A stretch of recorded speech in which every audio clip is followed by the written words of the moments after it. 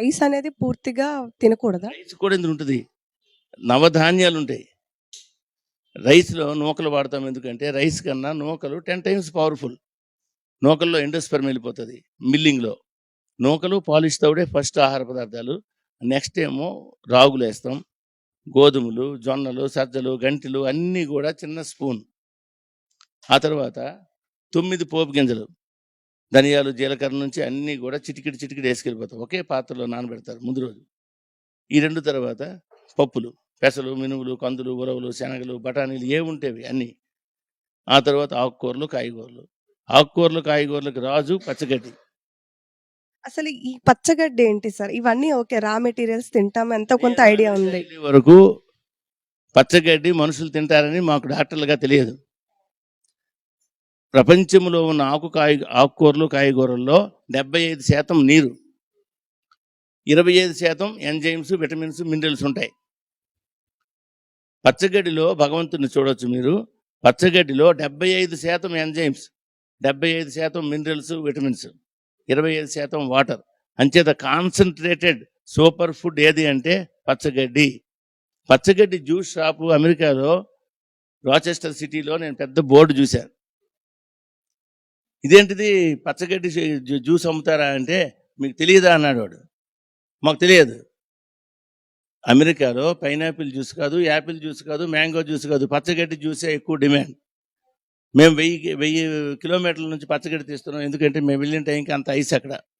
ఇక్కడ పండదు, ఇక్కడ పచ్చగడ్డి లేదు. ఇప్పుడు 1000 కిలోమీటర్ల నుంచి పచ్చగడ్డి తీస్తున్నాం, జ్యూస్ అందరు తీసుకెళ్తారు.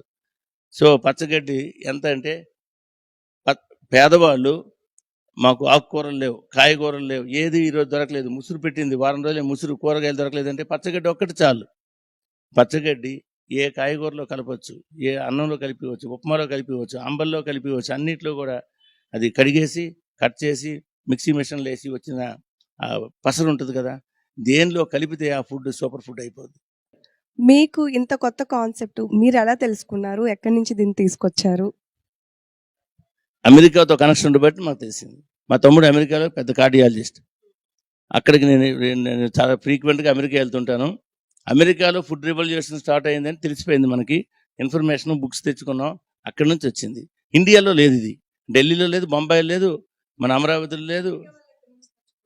అమెరికా వాళ్ళు రీసెర్చ్ అమెరికాలో ఎంత రీసెర్చ్ అంటే 1000 కోట్లు ఖర్చు పెట్టారు దీనికోసం.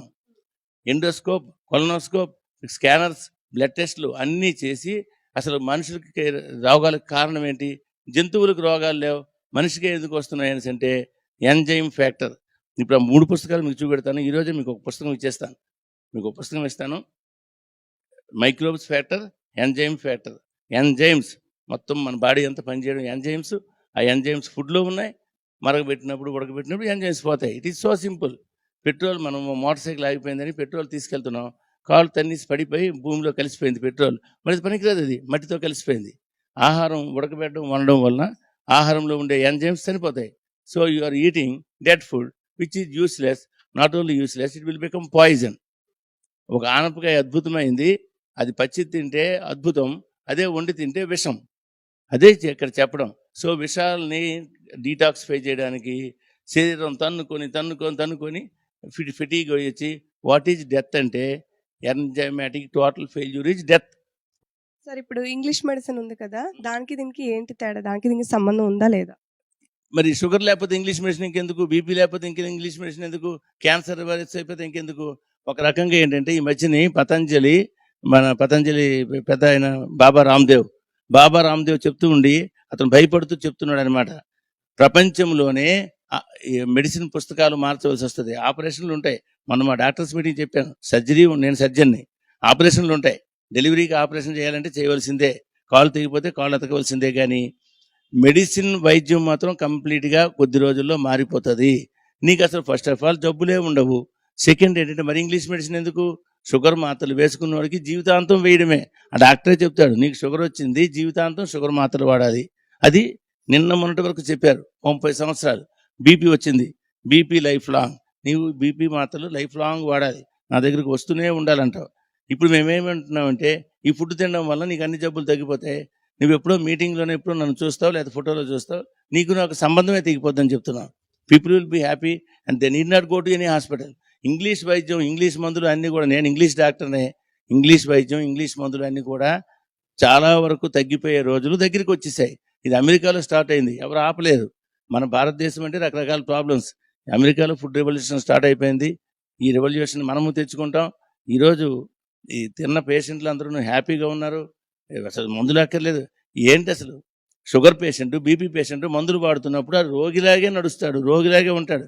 ఎప్పుడైతే మాత్రలు ఆపేయడం ఒకటి కాదు, వాడికి చిన్నప్పుడు ఎలా ఉన్నాడో అలాగ అయిపోతాడు, ఎనర్జెటిక్ అయిపోతాడు, బాహుబలులు తయారవుతారు.